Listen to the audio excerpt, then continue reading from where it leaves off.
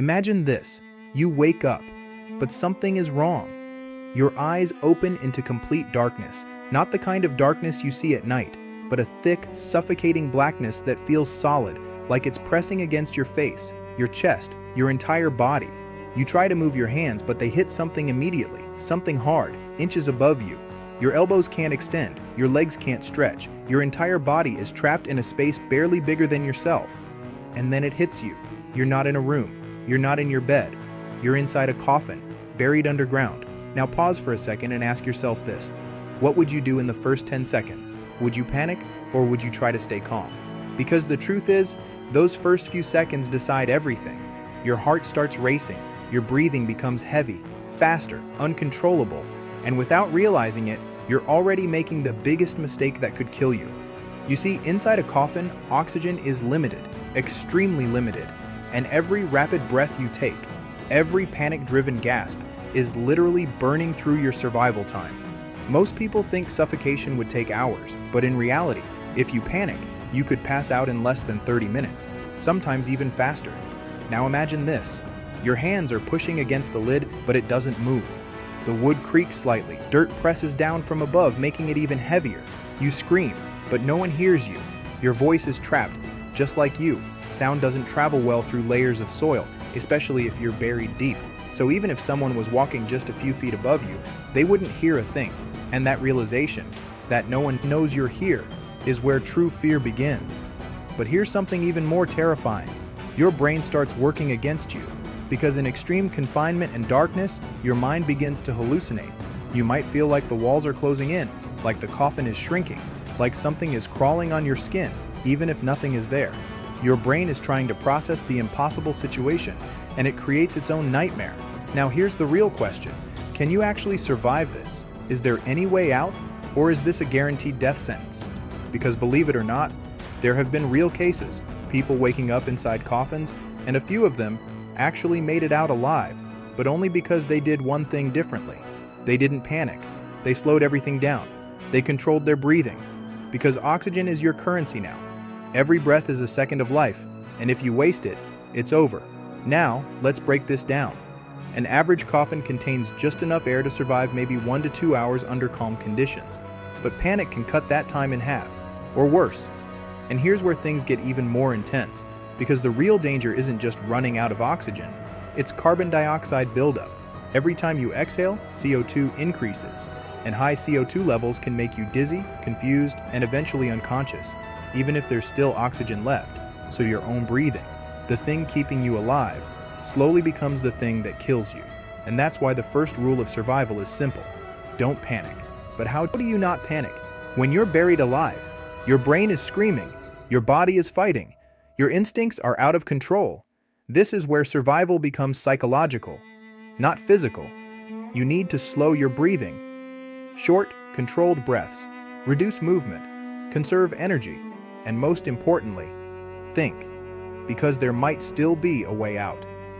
Now imagine you run your hands along the inside of the coffin, feeling every inch, searching for weaknesses, because not all coffins are the same. Some are fragile, some can break under pressure, especially if the soil above isn't too compact.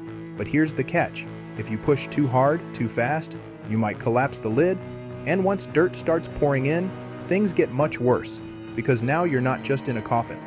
You're buried under loose soil that can fill your mouth, your nose, your lungs. Suffocation becomes almost instant. So every move has to be calculated, slow, precise. Now here's something most people don't know. Your body might actually help you survive longer. If you stay still, your oxygen consumption drops, your heart rate slows, and your survival window increases. But the moment panic takes over, everything speeds up, and your time runs out. So the real battle isn't escaping the coffin, it's controlling your own mind, and this is where most people fail. But what if? What if there's a way to actually get out? What if the coffin isn't your grave, but just your first obstacle? Because in part 2, we're going to break down the exact steps, the real survival strategies, and the terrifying mistakes that turn a possible escape into a guaranteed death. And trust me, one small decision can change everything. Now imagine this. You've managed to calm your breathing. Your heart is still racing, but you're forcing it under control. Every inhale is slow. Every exhale is measured, because now you understand something critical. Panic equals death, but control buys time, and time is the only thing you have. Now your fingers move slowly across the inside of the coffin again, feeling for any weakness, any crack, any loose section. Because here's the reality. Most modern coffins are not designed to withstand pressure from the inside. They're designed to stay intact from the outside, which means if you apply force correctly, you might actually break through. But here's the part no one tells you. Breaking the coffin is just the beginning, because above you is hundreds of pounds of soil, and the moment that lid cracks, dirt will start pouring in, fast, filling every space, every gap, and if you're not ready, you won't even have time to react. So the real strategy isn't just breaking out, it's timing it perfectly. Now think about this. If you create even a small air pocket around your face, you can extend your survival, using your hands to push dirt away just enough to breathe. Every inch matters, every second counts, but your body is getting weaker. Oxygen is dropping, CO2 is rising, your head feels light, your thoughts start slowing down, and this is where people lose, not because they couldn't escape, but because they couldn't stay conscious long enough to try. Now imagine the moment.